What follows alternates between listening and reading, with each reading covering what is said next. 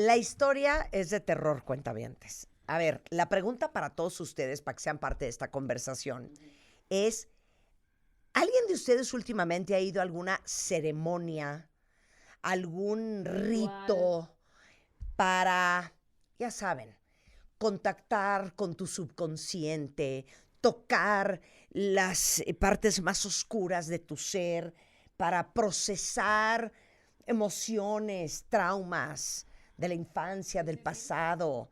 ¿O qué más me faltó, Silvia? Pues mira, si habláramos de las sustancias puras en microdosis, por Ajá, ejemplo, sí, se ha visto que algunas tienen efecto para la depresión ajá, mayor claro. con intentos de suicidio. Exacto. Entonces, el cuento es el siguiente. Hay una actriz que se llama Marcela Alcaraz, de 33 años, que se murió en diciembre por envenenamiento en un retiro espiritual después de que se metió algo que se llama cambo, que es un tipo de veneno de rana. Entonces, por eso invité el día de hoy a la doctora Silvia Cruz Martín del Campo.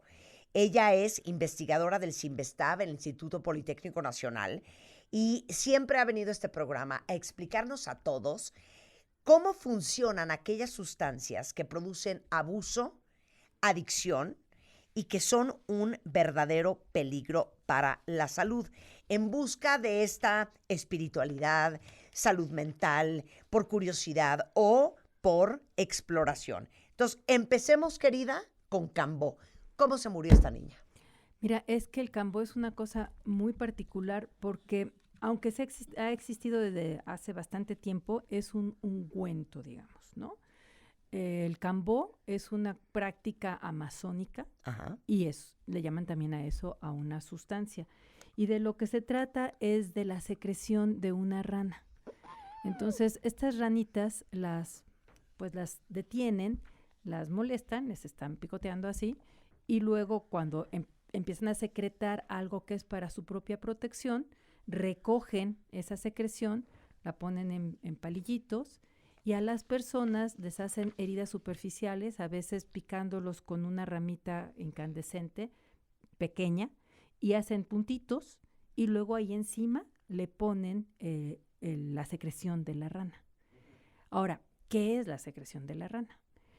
Pues es algo que le permite, digamos, la piel de la rana y en un lugar extraordinariamente húmedo, pues le permite todo el intercambio y toda la protección, ¿verdad? Es una cosa doble. Y en la protección, pues tiene antimicrobianos, por ejemplo, porque ahí crece todo, porque está en un lugar sumamente húmedo y hay de todo. Pero se han encontrado más de 200 sustancias que se llaman péptidos bioactivos. O sea, cosas que están hechas por aminoácidos, esos son los péptidos, y que pueden tener actividad sobre la persona. Y cuando te haces una herida, pues entra rápidamente, ¿no? Entonces el efecto puede ser muy intenso, muy inmediato e inicialmente muy desagradable, además de una sensación de quemazón, de ardor muy, muy grande. Pues lo que sucede es que la gente empieza con todas estas cosas que si no estás con la expectativa de que sean curativas, suenan bastante horribles, como vómito, defecación, un dolor muy intenso, una sensación de calor muy grande, una bajada de la presión arterial, por ejemplo, y después de eso ya viene un periodo de calma y un periodo en donde pueden experimentar cierta euforia. Frente a una situación de ceremonia chamánica en donde las personas interpretaban los efectos de las sustancias de acuerdo a sus creencias, este tipo de diarrea, vómito y todas estas cosas desagradables se consideraban una limpieza. Y cuando esto migra... Como un detox. Pues sí, sí, oye, un poquito brutal, pero cuando esto migra hacia las civilizaciones occidentales fuera de contexto, en condiciones que no tienen la menor idea para curar otro tipo de cosas, digamos, pues se convierte en algo en donde ni está la tradición de las personas que saben todo, desde cómo causar esas pequeñas heridas hasta las cantidades, hasta le llaman ordeñamiento, digamos, de la rana, y esas cosas, a que es una situación que puede estar dándose completamente fuera de un lugar donde alguien te pueda atender. Creo que ese es común a lo que vamos a hablar hoy. Estas circunstancias se dan siempre en lugares alejados Claro. y donde no hay un médico no está un médico involucrado y muchas veces pues son clandestinas. Claro. Porque esto que sucedía o puede suceder en ciertas civilizaciones tradicionales, cuando se pasan a un turismo con una cultura occidental, se convierten en otra cosa. Claro. ¿Sí? A ver, entonces voy a hacer un recap rapidísimo. O sea, el cambó, que viene de esta rana, que se llama Pilomedusa bicolor, que está en Bolivia, hay en Brasil, hay en Guyana, en Colombia, en Perú y en Venezuela, tiene estos péptidos bioactivos. Entonces, a ti te hacen unas heriditas en la piel y ahí te embarran ese veneno o esa sustancia que segrega esta rana, que es un mecanismo, me imagino, de protección para sobrevivir en la selva. Exactamente, en un ambiente húmedo, lleno de microorganismos. Entonces, estas tribus amazónicas lo hacen como un ritual porque creen, por ejemplo, que sirve, por ejemplo, para ayudarte en temas de depresión, de asma, de cirrosis, de cáncer y no existe ningún estudio científico, por cierto, que sostenga esto. Y entonces, entre que te sientes fatal y empiezas a vomitar y te da diarrea y empiezas a sudar y te da taquicardia, pero algunas personas tienen esta calma de la cual tú hablas y esta euforia que dicen, Silvia, que es similar a los opioides. Es que fíjate que entre los péptidos opioides, entre los péptidos bioactivos que están en esta composición, hay unos opioides. Esa es una de las condiciones. Pero también hay alucinógeno, te produce también la secreción de, por ejemplo, de sales biliares, de enzimas pancreáticas. Todo eso es un cambio biológico grande a nivel hormonal también. Hay algo que te produce alucinaciones, algo que te produce una profunda hipotensión, una bajada de la tensión arterial. Y hay también opioides. Entonces, bueno, ¿cuál es la mezcla y en qué condiciones vas sintiendo todo ese tipo de cosas? Imagínate la bajada de la presión arterial en alguien que tiene un problema. Ese es el tipo de cosas en donde no se piensa, que te digo, lo trasladas a una civilización en donde está viviendo gente, pues sí, hasta los 80 años, qué sé yo, que te pueden llevar a una de estas cosas, que puedes ya tener problemas cardiovasculares, interacciones farmacológicas con las cosas que estás tomando, porque pues si te está metiendo, te digo, hasta con sales biliares, con enzimas pancreáticas, con cuestiones como el factor liberador de corticotropina, en fin, una serie de cosas que le pegan durísimo a muchas funciones del organismo. Hay dos, tú decías, se llama Filomedusa bicolor, porque es verdecita en la parte dorsal y en la parte ventral es blanca. Y fíjate que Filomedusa le llaman, quiere decir como la guardiana de los árboles, la guardiana de las... Es toda una idea. Pero hay una sustancia que se llama filomedusina. Y esa, por ejemplo, produce neuroinflamación. Y hay otra que se llama sovallina, que es un alucinógeno y un hipotensor.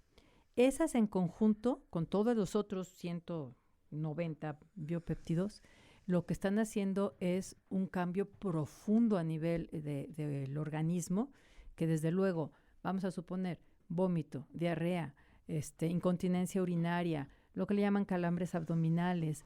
Todas estas cosas son además muy rápidas. La gente se puede descompensar en 3 patadas. Claro. Si tiene un problema cardíaco, o bueno, de cualquier tipo cardiovascular, también puede descompensarse y que llegue incluso a la muerte, ¿no? Entonces son este tipo de cosas en donde se salen de contexto y que además están con toda certeza fuera de un entorno en donde haya el enfermo, el médico y quien los haya valorado anteriormente. Es que cállate, es que por eso, cuentavientes, les voy a decir una cosa. A ver, ni un chamán en la selva, así como muchas veces ni un doctor, saben cómo va a reaccionar tu cuerpo, porque cada cuerpo reacciona diferente. Hay gente que le ha ido sensacional con la ayahuasca, hay gente que se ha escapado de morir y hay gente que se ha muerto. Sí, que no le pasa nada en el sentido de que no se mueren, ¿verdad? Ajá, claro, pero o sea, no pasó a mayores. Las experiencias son muy profundas Claro. y eso también importa. Por eso estamos hablando de las pócimas y el peligro con Silvia Cruz Martín del Campo, que ha dedicado su vida entera a trabajar en la investigación en el CIMBESTAB, en el Instituto Politécnico Nacional, para entender cómo funciona la ayahuasca, qué es lo que le pasa al cerebro, qué es lo que le pasa a tu cuerpo y por qué la gente dice sentir lo que siente. ¿Cuál es la explicación científica? No espiritual, no esotérica, no psicodélica de los efectos que causan estas sustancias. Entonces, explica, ya hablamos del cambó, la ayahuasca, Silvia. Que Sí. todo el mundo dice, no, es que no sabes, me ha servido cañón. Es como 20 años de terapia en una sola sesión. A ver, explica tú Sí. científicamente. Una antecedente importante es que la investigación de los alucinógenos se detuvo en 1970. Se hacía alguna investigación, pero no era muy formal, se detuvo en 1970 y después se empezó a retomar otra vez. Al detenerse, se dejó de entender realmente mucho de lo que sucedía. El DMT, además, es la molécula activa que está en la ayahuasca. Pero si te lo tomas tal cual, si tú te tomas el DMT, no te hace nada, porque se inactiva inmediatamente por una enzima que se llama monoaminoxidasa o MAO. Entonces, bueno, por vía oral no hace nada. ¿Qué es lo que hace la ayahuasca? Combinar la planta en donde está el DMT con una liana que tiene algo que inhibe a quien deshace al DMT. Si el DMT te lo tomas, no te hace nada. Ajá. Te lo fumas, tiene un efecto breve. La ayahuasca combina la planta que tiene DMT, O sea, con la hoja. la hoja, Ajá. con la liana Ajá. que tiene beta-carbolina, se llama, que son inhibidores De de la la MAO, Ujú. ¿sí? Entonces, con eso ya dura y es activa. Y lo concentran, lo hacen que se hierva muchas horas y eso es lo que se toma. Entonces, es una experiencia con DMT por vía oral porque no se va a deshacer. Mientras que sí se conoce que hace como sustancia que se utiliza con fines psicoactivos cuando se fuma. ¿Y qué hace el DMT? Bueno, pues lo que hace es que se une a ciertos sitios de los receptores, a unos receptores de serotonina, porque se parece mucho estructuralmente. Esos receptores se llaman 5-HT2A y están en una cierta parte del cerebro muy importante, en varias, pero muy concentrados en una que se llama claustrum, que tiene conexiones por todos lados y cambia el estado de percepción y de conciencia. Ujú. Y eso es lo que hace la experiencia muy espectacular. Luego, si quieres, hablamos de las experiencias místicas que pueden tener algunas de estas sustancias, pero estamos ahorita tratando de hablar de los riesgos. ¿Cuáles son los riesgos? Pues que no sabes exactamente cuánto hay, por supuesto, y lo mismo, se traslada a algo que en nuestro campo se llama etnofarmacología, algo del uso de las sustancias psicoactivas dentro de ciertos grupos que tienen tradiciones y conocimientos milenarios y prácticas hacia una sociedad occidental, en donde con toda probabilidad pues no va a haber ni la experiencia ni las personas que lo hacen. Hay un factor adicional. El DMT en los 70s se clasificó dentro de una convención de psicotrópicos internacional como de los más, literalmente dice, poco valor terapéutico o nulo y que mucho riesgo. Así está clasificada. Esa es la lista 1 famosa. Y eso significa que todos los países que están de acuerdo con esas convenciones, entre los cuales está México y muchísimos más, lo tienen catalogado como altamente restrictivo, ¿sí? El DMT. Quien hace la ceremonia con ayahuasca está entre, bueno, pues sí es DMT, pero es ayahuasca, ¿no? Es un producto natural, pero no está dentro de las cosas que se puedan considerar un turismo como irte a Cancún, sino es un turismo que trata de ser clandestino en cierto sentido, porque la gente tú no puedes decir yo le estoy dando DMT a alguien porque está clasificada. ¿Me explico? Esa es una situación. Es ilegal. El DMT como tal, sí. La ayahuasca se queda ahí en un cierto limbo, ¿no? Pero pues lo que está tomando es DMT. Por lo tanto, la gente que organiza estas cosas, pues lo que hace es irse a algún lugar remoto, también porque el entorno importa mucho en la experiencia, y hacer que la gente que asiste firma una responsiva de que en caso de que le pase algo, es asunto de esa persona y no de los organizadores. ¿De acuerdo? Ahí está el primer riesgo de las ceremonias, que lo están haciendo de forma que no tengan responsabilidad, que esté lejos y sin una prevaloración médica. Entonces, ¿qué sucede con la ayahuasca? Lo mismo, puede haber estas experiencias que pueden ser muy espectaculares, incluso les llaman místicas, y que cambian la vida, y asociarlo a su idea de que eso de vomitar y tener diarrea y todas esas sensaciones sumamente desagradables son una especie de limpieza, que es una idea pues etnográficamente más o menos razonable, que ya en este siglo a mí me parece que pensar que porque tienes diarrea se te van los males espirituales ya no tiene mayor sustento, pero bueno, la gente lo quiere creer y se la sopla, ¿no? Por eso, pero a ver, quiero saber quién de ustedes, cuentavientes, se ha metido a ayahuasca. Porque sí tenemos amistades que se han metido a ayahuasca y que dicen que está muy cañón.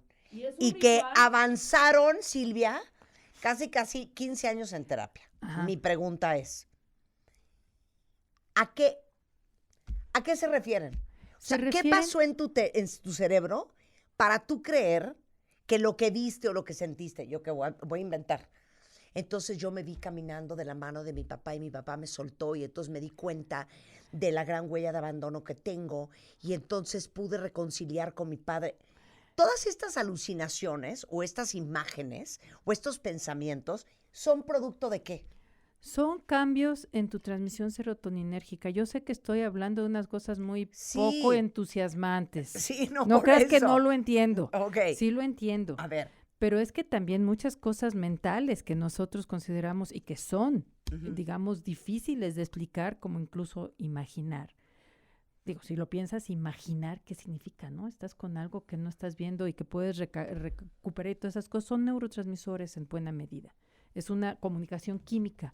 Y aquí la alteración de la comunicación química es brutal y se rompen ciertas redes que tienes de conexión y de control.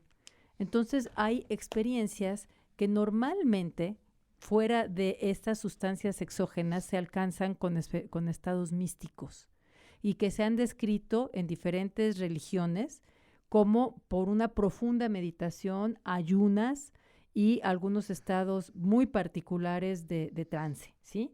Ahora, esto se mimetiza en forma rápida con algunas sustancias psicodélicas que son las que están analizando. Y las están analizando, como les digo, en condiciones controladas, médicas y con una microdosis, con un cuidado. Ahora, ¿de dónde viene eso? Pues quizá de un conocimiento milenario de las prácticas de estos grupos étnicos, pero están fuera de contexto y de control, es lo que yo quiero decir. La experiencia mística, ¿a qué se refieren?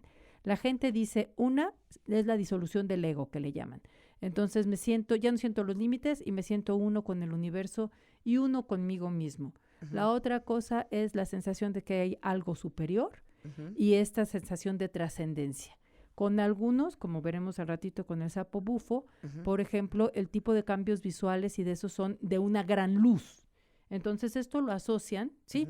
Ven blanco, blanco brillante, o negro, ¿sí? Diferente a, por ejemplo, LSD, que te ven imágenes tipo caleidoscopio. Pero ¿cómo explicas eso neurológicamente? Neurológicamente tienes un cambio en un cambio temporal en todas las redes que tenemos de control y de retroalimentación entre nuestros sentidos. Entonces se mezclan sentidos y esto es una sensación muy particular. ¿Qué sucede? Que mucha gente que puede tener una depresión tremenda, por ejemplo, de repente siente que en una de esas es parte del universo, ¿sí? Ya. Que es parte de un todo y que hay algo más. Y eso le cambia la experiencia de vida, como puede cambiar una meditación muy profunda o unos estados en donde se pueden ir. Pero, si no está acompañado de un tratamiento y de un seguimiento, no es magia. Y esa es una cosa que yo sí quisiera dejar claro. 1, no es magia. 2, no está controlado. 3, hay muchos charlatanes. Y 4, sí hay riesgos. Eso no significa que las sustancias activas no vayan a ser útiles en su momento. Ya. ¿Sí? ¿Sí estoy siendo suficientemente clara? Sí. O sea, entonces sí puede ser útil la ayahuasca. Puede ser útil la experiencia con DMT en condiciones controladas para algunas personas. O sea, lo que a ti te preocupa es que esto suceda en una casa, en un jardín, en una selva, que no haya médicos, que no haya una ambulancia, que no haya alguien responsable de saber qué hacer si a ti esto te cae mal. Claro, esa es una de las cosas que me preocupa. La otra es que consideres que porque tuviste una experiencia mística, por ejemplo, arreglaste un problema en donde pudo haber abuso sexual y que lo traes súper atorado, o que puede haber, sí, otro tipo de cosas, o una depresión muy profunda por un desbalance, y pienses que solamente con estas experiencias que te hacen sentir parte de un universo, vas a arreglar otros problemas, ¿sí? Claro. Que pueden ser de desbalance de neurotransmisores, por ejemplo. Ahora, puede ser sumamente riesgoso en personas que tienen algunos trastornos psiquiátricos, como por ejemplo trastorno bipolar, como por ejemplo personas con trastorno límite de la personalidad. Se les pueden venir eventos muy psicóticos y ser sumamente peligrosos.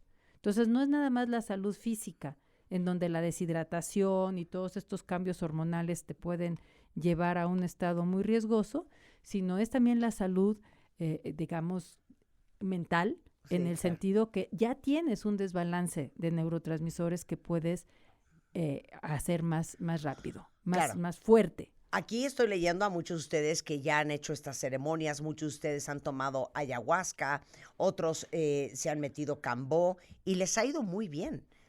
El problema es que es algo que no está regulado, es algo en donde no hay toda la protección o ni el conocimiento. Para ver cómo va a reaccionar tu cuerpo, qué hacer en caso de una maldita emergencia, porque otra vez, están en casas, están en jardines, están en el bosque, están en una selva, y a ver, bueno, que te dé un chamanes, paro. Sí, sí, esto de chamanes, pues es un decir, y hay chamanes supuesto, muy picudos, ¿no? Pero hay mucho charlatán. Y bueno, yo lo que quisiera decir es que estamos en una especie de desfase. Por un lado, se detuvo la investigación en 1970, se empieza a retomar por ahí de 2000, a principios de 2000, y va lenta, haciendo estudios controlados, en condiciones adecuadas de seguridad para los pacientes y con personas capacitadas. Y por el otro lado, esto se sale, digamos, al conocimiento, dice, ay, pero eso se sabe desde siempre en la selva. ¡Fum! Y la sociedad occidental se mueve hacia allá y se desempareja. Y se va a un nivel en donde realmente se están regresando a prácticas que, digamos, tienen mucho menos control, considerando que porque es natural es mucho mejor. Claro. Eso es una vacilada, porque lo natural es que tenga la sustancia química, ¿verdad? Que es la que es responsable de estos efectos. Por último, porque nos quedan 4 minutitos, explica rápidamente otro veneno de sapo, que es el sapo bufo alvarius. Googleen para que vean al sapo. Sí, este es un sapo gordo, unos 17 centímetros, una cosa grandota, que tiene, está en Sonora y en la parte norte de México y sur de Estados Unidos, digamos desértica. Tiene 2 glándulas a los lados en el cuello que las extraen, les dicen también las ordeñan, las aplastan y toman la secreción, y esa secreción se deja secar y luego se fuma. Entonces, lo que sucede es que la sustancia que está ahí se convierte en algo que se llama bufotenina, ¿sí? Y la bufotenina, pues, se conoce hace tiempo y también tiene algunos efectos alucinógenos. En este caso, es un derivado del DMT, que acabamos de hablar ahorita con la ayahuasca, se llama 5-metoxi-dimetiltriptamina o 5-metoxi-DMT. Ahí lo que sucede es que es diferentito en cierto sentido porque le pega a los de siempre, que les pegan los alucinógenos como el 5-HT2A, un receptor a serotonina, pero le pega a otro subtipo. Y eso hace que aquí en particular las experiencias sean estas de una gran luz, que desde luego es una alteración de tus sentidos, ¿sí? Yo entiendo que la alteración de los sentidos te puede llevar a una alteración muy profunda de tu estado de ánimo, pero finalmente pues sí hay explicaciones de un cambio en la transmisión de serotonina. El sapo bufo también se ha tomado este veneno y también se ha llevado a casas, también se ha llevado a fiestas, se ha llevado a situaciones occidentales, digamos, alejadas de las circunstancias, y pues también ha habido casos de accidentes fatales. Una condición que sí quisiera mencionar, hay mucho riesgo de interacción medicamentosa. Si la gente está tomando medicamentos, sea cardiovasculares, para la presión, para la depresión, para muchísimas cosas, psicofármacos, digamos, las probabilidades de interacción farmacológica son muy serias. Entonces, claro, ahí es una cosa, porque de hecho algunos antidepresivos, ¿qué son, Marta?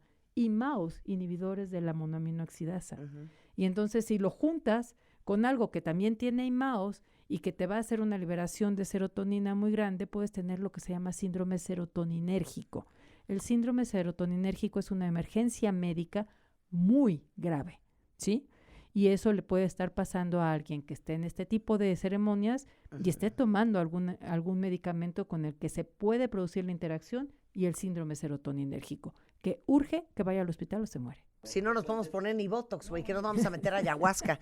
Oye, María dice algo importante, ¿eh? Hay muchísimos sapos bufo en Florida. Y nosotros aquí en Florida estamos muy pendientes de que los perros o los gatos no los muerdan porque o los es un chupen veneno. porque mueren envenenados Porque en es un segundos. veneno, así, Bueno, porque es un veneno. Bueno, déjame decirte una cosa también, nada más como una preocupación biológica. El hecho de que estas cosas milenarias o lo que quieras se salgan a esta civilización implica también un riesgo para las especies. Qué estúpida. Pues si ¿Se tú muere el animal cuando tomas, ves cosas? no, tú tomas al sapo bufo y lo ordeñas, ¿sí? Pero eso no es una situación, digamos, lo hacen cazadores clandestinos, ¿sí? Furtivos. Sí. Entonces llegan, cogen una bola de sapos bufos, que además cantan muy fuerte, entonces son muy gordos, son muy fáciles de ver, se los llevan a un lugar, los ordeñan, toman ahí el veneno y lo sueltan, pero no lo sueltan en el mismo lugar donde estaban.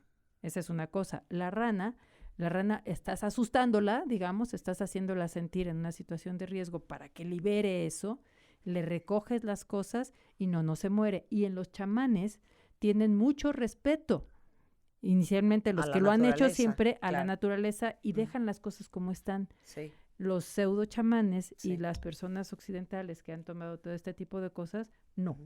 Entonces, el sapo bufo, la rana bicolor, no es su hábitat. La doctora Silvia Cruz Martín del Campo, investigadora del CIMBESTAB, fíjense que hizo una página web a raíz de que empezó a venir al programa. Para todos ustedes que les encanta saber cómo funciona el cerebro y las adicciones, se llama cerebroyadicciones.com, para que se echen un clavado. Si les encanta saber cómo funcionan los opioides, qué onda con la mota, qué onda con la coca, qué onda con las tachas. Con la ayahuasca. Ahí, con la ayahuasca, ahí les explica cómo funcionan, o sea, cuáles son los mecanismos de acción de estas sustancias, cómo operan en el cerebro y por qué causan adicción. La doctora Silvia Cruz Martín del Campo, siempre es un placer tenerla aquí. Siempre es un gusto.